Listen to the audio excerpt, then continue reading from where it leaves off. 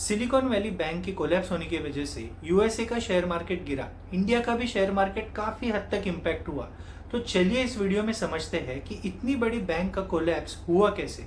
तो silicon valley bank एक American bank है जो कैलिफोर्निया में 1983 में एस्टेब्लिश हुई थी। तो ये bank specially venture capitalist firms और स्टार्टअप्स के लिए सर्विसेज प्रोवाइड करती है, जैसे कि लोन देना और ऐसी सर्विसेज जो बाकी बैंक्स प्रोवाइड नहीं कर पाती। और इसी वजह से सारे स्टार्टअप्स यही बैंक को प्रीफर करने लगी और अपने सारे पैसे इसी बैंक में डिपॉजिट करने लगी।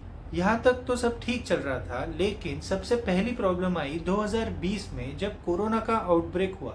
लॉकडाउन की वजह से सारे देशों की इकोनॉमी स्लो डाउन हो गई और इकोनॉमी को बूस्ट करने के लिए अमेरिका ने अपने इंटरेस्ट रेट कम कर दिए और इसी के कारण अमेरिकन मार्केट में लिक्विड कैश फ्लो बढ़ने लगा। और इस लिक्विड कैश फ्लो बढ़ने से सारे स्टार्टअप्स के पास भी बहुत सारा पैसा आने लगा और ये स्टार्टअप्स अपना पैसा सिलिकॉन वैली बैंक में डिपॉजिट करने लगे और 2020 में उनके डिपॉजिट्स 3 गुना बढ़ गए।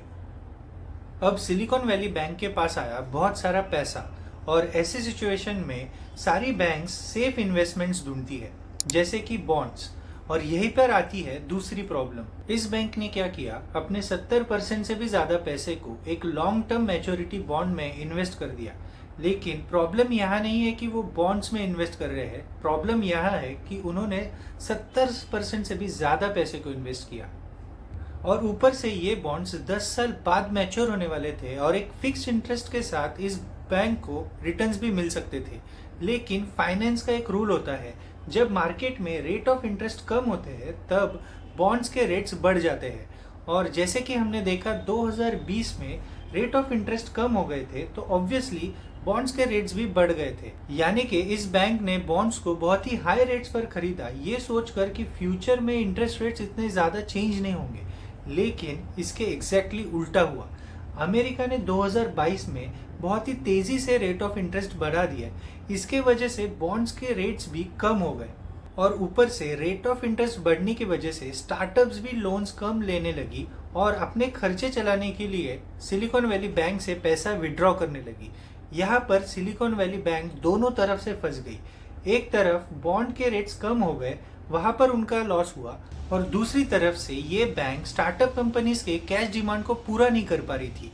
और ये अमेरिकन फाइनेंशियल गुरुज ने भी नोटिस की और स्टार्टअप कंपनीज से कहा कि जल्द से जल्द आप अपना पैसा इस बैंक से विड्रॉ कर लें।